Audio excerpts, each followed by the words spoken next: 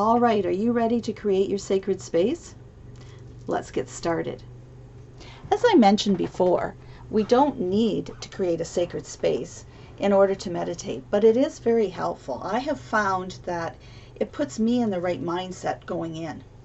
I have a space up here. This is actually my office in my home, and I've just kind of created a little nook here today to show you, but normally this chair is back in the corner, and that's where I like to go to meditate.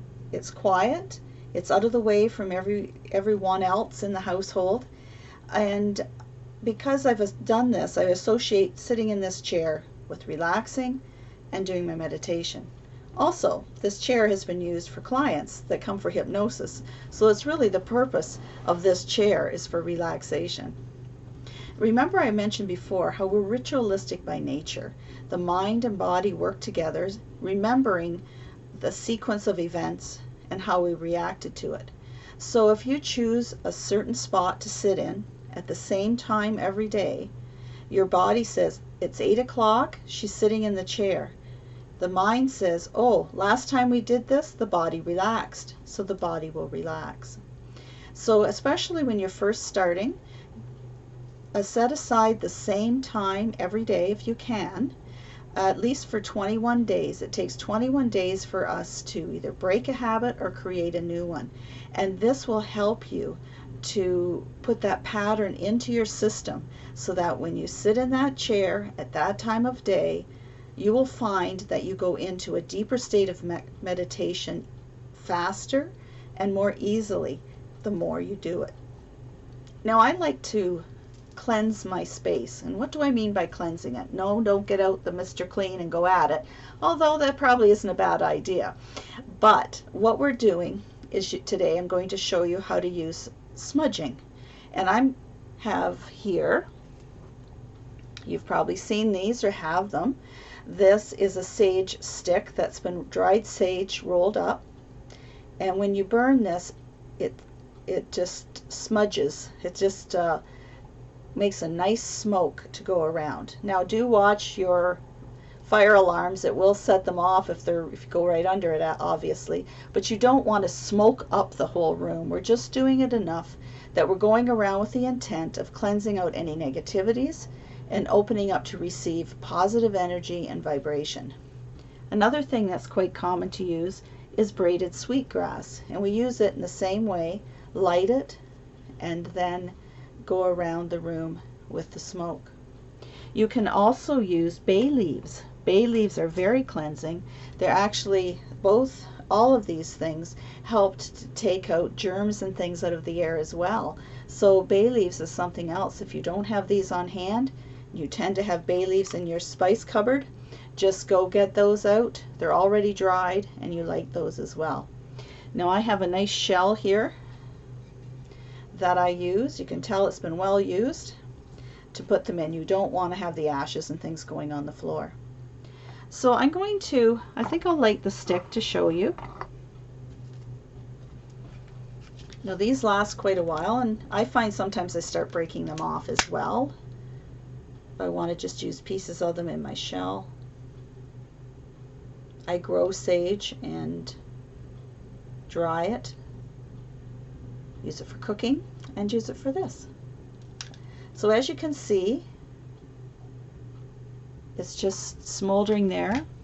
Incense are another thing you can use. I use frankincense. Frankincense, the scent of that helps to calm the body and open the third eye. So it's very good for using in meditation. So with this, I would start at the corner of my room. This is my corner, up as high as I can reach. And as I go along, I smudge the space with the intent of all negativity leaving. May I be open to receive all positive energy, and kind of work my way down the door. In this case, I have a massage table here that I sometimes lay on to meditate, or if I was having a client come for Reiki, I would smudge that as well. Same thing. Go right up into the corners with the intent that all negative energy leave this space and only positive energy come in.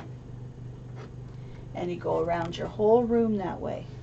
Now I'm going to be sitting in this chair, so I want to make sure that my chair is smudged. I don't know who sat in there before. My cat might have been there with having bad dreams. But I'm going to smudge that with the intent that I go into a deep meditation. Now we're not done there.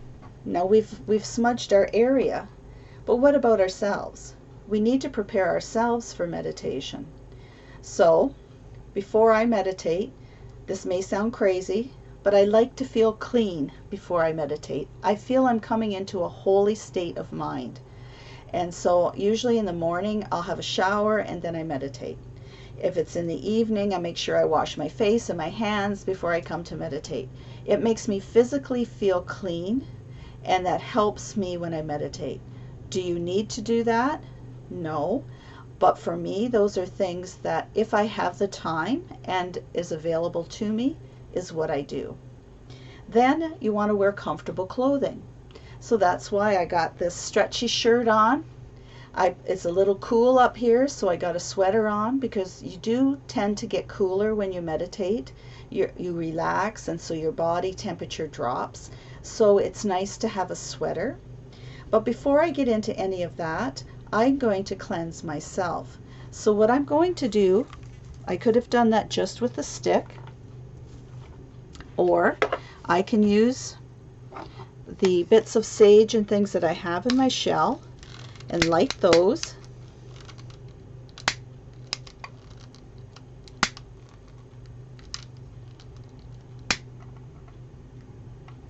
And just enough to get a bit of a smoke coming up, just like we did with the stick.